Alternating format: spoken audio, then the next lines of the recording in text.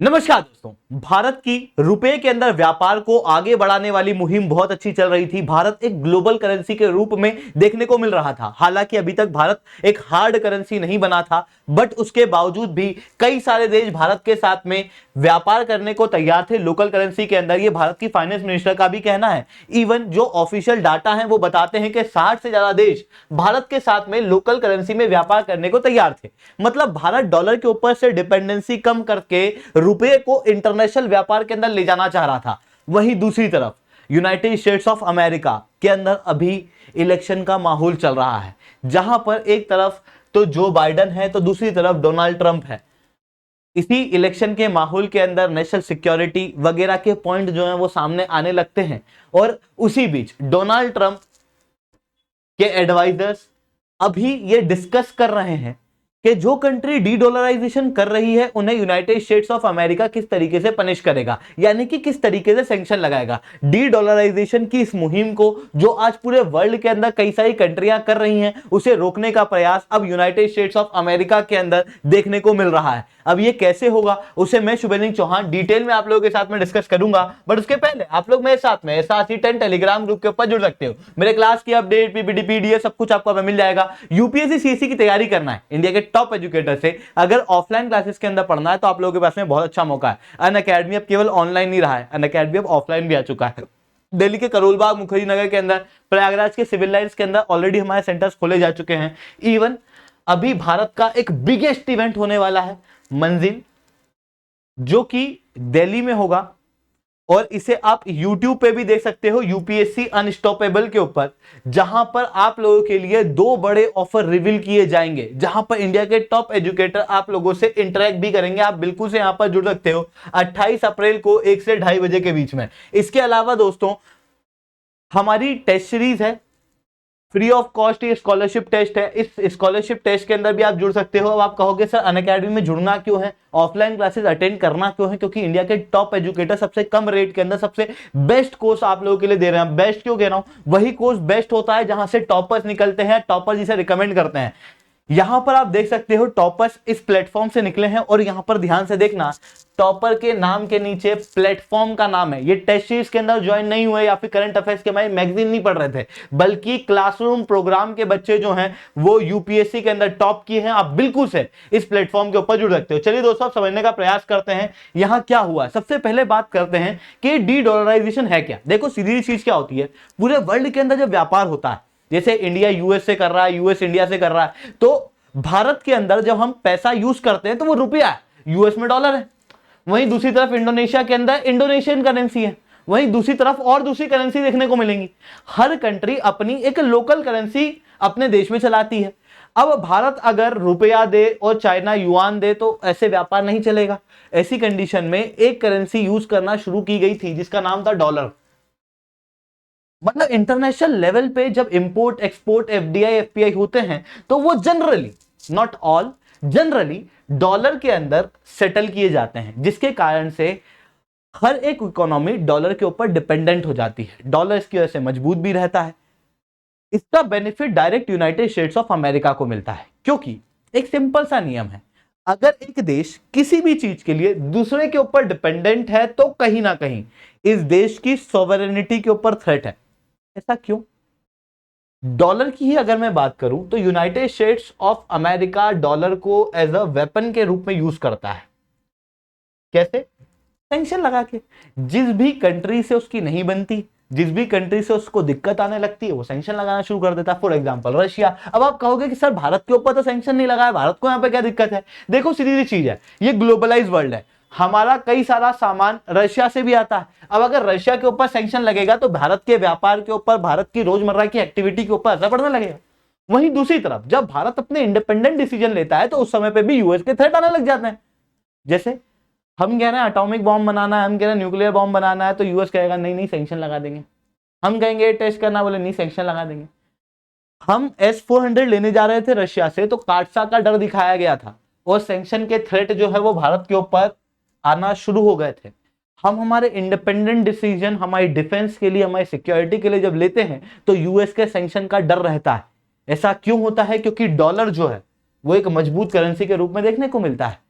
क्योंकि डॉलर एक global currency reserve है जो हमारी संप्रभुता के ऊपर थ्रेट है। ऐसी कंडीशन में क्यों ना ऐसा किया जाए कि इंटरनेशनल लेवल पे व्यापार अपनी ही लोकल करेंसी में यानी रुपए के अंदर किया जाए, डॉलर के ऊपर डिपेंडेंसी को कम किया जाए। इसी चीज को कहा गया डी डॉलराइजेशन। इस डी डॉलराइजेशन के कॉन्सेप्ट को कई सारे देशों ने सपोर्ट किया और भारत के अंदर भी ये काफी ज्यादा सक्सेसफुल रहा। आरबीआई की माने तो 18 से ज्यादा देशों के साथ में रुपी में ट्रेड करने के लिए आरबीआई ने अलाउ कर दिया था। वहीं आप यहां पर देख सकते हो इंडोनेशिया के साथ में हम लोगों ने पैक्ट साइन किया, श्रीलंका, बांग्लादेश के साथ में, यूएई के साथ में हम लोगों ने ऑयल की डील के लिए पहला रुपी पेमेंट भी किया था। मतलब भारत डी डॉलराइजेशन के अंदर जोर शोर से पार्ट ले रहा था और भारत के अंदर ये जो डी डॉलराइजेशन है ये काफी तेजी से हो रहा था और रुपया बहुत तेजी से दूसरे कंट्री जो है वो एक्सेप्ट कर रहे थे। हालांकि सारी कंट्रियां नहीं थी, यहां पर कुछ दिक्कतें भी थी, जैसे रशिया वगैरह, उनको दिक्कत थी कि भाई हम इतना सामान भारत से लेते ही नहीं है तो रुपए का करें क्या। ऐसी कंडीशन में भारत के अंदर इन्वेस्टमेंट के एरिया भी ओपन हो रहे थे। रिसेंटली डोनाल्ड ट्रंप को इस चीज से ऑब्वियसली दिक्कत थी, न केवल डोनाल्ड ट्रंप को बल्कि पूरे यूएस को, क्योंकि यूएस ने काफी समय में डॉलर को as a international currency reserve के रूप में सेटअप किया है। ऐसी कंडीशन में अगर डॉलर की वो पोजीशन खत्म होती हुई दिखाई देती है तो ऑब्वियसली यूएस को दिक्कत होगी और वो दिक्कत आप डोनाल्ड ट्रंप के डायरेक्ट इस स्टेटमेंट के अंदर देख सकते हैं। I hate when countries go off the dollar, I would not allow countries to go off the dollar because when we lose that standard that will be like losing a revolutionary war that will be a hit to our country। सीधे सीधे इस statement में कहा गया कि dollar को अगर हटाया जाएगा तो लगभग हम एक रिवॉल्यूशनरी वॉर हार जाएंगे और यूएस को नेगेटिव इंपैक्ट इसका पड़ेगा। जिसके बाद अभी रिसेंटली ये न्यूज देखने को मिल रही है कि डोनाल्ड ट्रंप के एडवाइजर प्लान कर रहे हैं कि जब डोनाल्ड ट्रंप ऑफिस में आए तो किस तरीके से इन कंट्रियों के ऊपर जो डी डॉलराइजेशन कर रही है उसके ऊपर सैंक्शन लगाया जाए, उनके ऊपर पेनल्टीज लगाई जाए। और इसके अंदर सबसे बड़ा टारगेट है BRICS country, Brazil, Russia, India, China, South Africa. Why? देखो रिसेंटली ब्रिक्स का एक्सपांशन हुआ था, आपको याद है 6 कंट्रियां यहां पर जोड़ी गई थी। ब्रिक्स बेसिकली कौन थी? ब्रिक्स कुछ ऐसी कंट्रियों का समूह था जो बहुत तेजी से इकोनॉमिक डेवलपमेंट कर रही है, मतलब जिनके अंदर इकोनॉमिक डेवलपमेंट तेजी से हो रहा है, उन कंट्रियों को हम ब्रिक्स के अंदर कंसीडर करेंगे। बट आप यहां पर देख सकते हो 6 कंट्रियों को जिनको ब्रिक्स के अंदर ऐड किया गया, Ethiopia, Egypt, UAE, Saudi Arabia, Iran. Iran की करेंसी कितनी सारी कंट्रियों से इकोनॉमी कमजोर है। सऊदी अरेबिया की भी आप देख सकते हो, इजिप्ट के अंदर भी हाइपर इन्फ्लेशन के केसेस देखने को मिल रहे हैं, बांग्लादेश इथोपिया से ज्यादा बेटर है। यहां पर इकोनॉमिक क्राइटेरिया को ध्यान में नहीं रखा गया जो ब्रिक्स का मेन क्राइटेरिया है, बल्कि कुछ और ध्यान में रखा गया। ऑलरेडी ब्रिक्स के अंदर रशिया, इंडिया, चाइना है। रशिया ऑयल का टॉप मोस्ट प्रोड्यूसर में से एक है, इवन कंज्यूमर्स में से भी। India, China top most consumers हैं ऑयल के यूएस के बाद। अभी क्या किया गया, सऊदी अरेबिया को यहां पर जोड़ लिया गया, ईरान को यहां पर जोड़ लिया गया, यूएई को, यानी कि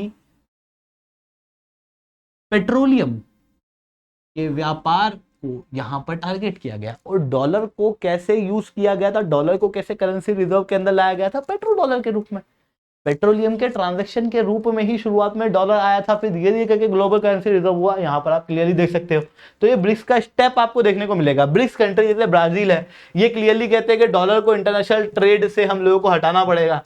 वहीं ब्रिक्स ने एक मात्र करेंसी बनाने की बात की थी जहां पर सारी करेंसी जो है वो सारी जो ब्रिक्स की कंट्री हैं वो ब्रिक्स नाम की इस करेंसी के अंदर व्यापार करेंगी, जो क्लियरली डॉलर को हटाने का ही एक तरीका है जो यहां पर देखने को मिल रहा है। जिसके कारण से यूनाइटेड स्टेट्स के अंदर डोनाल्ड ट्रंप के एडवाइजर का कहना है कि सबसे पहले शुरुआत करेंगे तो ब्रिक्स से करेंगे, क्योंकि ब्रिक्स बहुत तेजी से डी डॉलराइजेशन की तरफ आगे बढ़ने का प्रयास कर रहा है। अब क्या पनिशमेंट यहां पर कही गई, तो पहली पनिशमेंट कही गई एक्सपोर्ट के ऊपर कंट्रोल लगाएंगे। मतलब कई सारे प्रोडक्ट ऐसे हैं जो यूएस दूसरी कंट्रियों को सप्लाई करता है, जो क्रिटिकल मिनरल्स हैं, फॉर एग्जाम्पल चिप्स, जिसके ऊपर दूसरे देश डिपेंडेंट है। यूएस क्या करेगा, अगर आप डी डॉलराइजेशन को प्रमोट कर रहे हो तो इस तरीके की क्रिटिकल टेक्नोलॉजी आपको नहीं देगा। करेंसी मैनिपुलेशन के चार्जेस लगा देगा, जिसके कारण से ग्लोबल ट्रस्ट जो है वो आपकी करेंसी से कम होगा और आपकी करेंसी जो है वो एक्सेप्ट कम होने लगेगी। इसके अलावा जो सामान यूएस के अंदर जाता है उसके ऊपर भी टैरिफ जो है वो लगा दिए जाएंगे। ये 3 प्रकार की चीजें पेनल्टी के रूप में निर्धारित की गई हैं। अब बात आती है क्या भारत के ऊपर भी सैंक्शन लगेगा। देखो, काटसा के तहत भारत के ऊपर जब S-400 खरीदा गया तो सैंक्शन लगना था, पर नहीं लगा। क्यों? क्योंकि भारत और यूएस के रिलेशन बेहतर हैं। न केवल रिलेशन बेहतर, बल्कि यूएस के रिलेशन उनके साथ ही बेहतर होते हैं जिनकी उसको जरूरत होती है। चाइना के लिए भारत की जरूरत है यूनाइटेड स्टेट्स ऑफ अमेरिका को। ऐसी कंडीशन में भारत के ऊपर डायरेक्ट सैंक्शन लगने के चांसेस कम हैं। पर ये जो यूएस कर रहा है ये क्या है? ये सीधे सीधे एक गुंडागिर्दी है कि भाई हमारी करेंसी यूज करो, नहीं तो हम आपके ऊपर ये कर देंगे। उस तरीके का बिहेवियर यहाँ पर देखने को मिल रहा है। आई होप आप लोगों को सारी बातें समझ में आई होंगी। लेक्चर अच्छा लगा हो तो लाइक करना, लेक्चर बहुत अच्छा लगा तो नीचे #10 कमेंट करना। यूपीएससी सीएससी की तैयारी करना, इंडिया के टॉप एजुकेटर से ऑफलाइन क्लास के अंदर पढ़ना है तो आप लोगों के पास में बहुत अच्छा मौका है। अनअकैडमी अब ऑफलाइन आ चुका है दिल्ली के करोलबाग मुखर्जी नगर के अंदर, प्रयागराज के सिविल लाइन्स के अंदर ऑलरेडी हमारे सेंटर्स खोले जा चुके हैं। अगर आपको समझना है कि आपको क्या बेनिफिट मिलेंगे ऑफलाइन सेंटर के अंदर तो इस वीडियो को एंड तक देखना।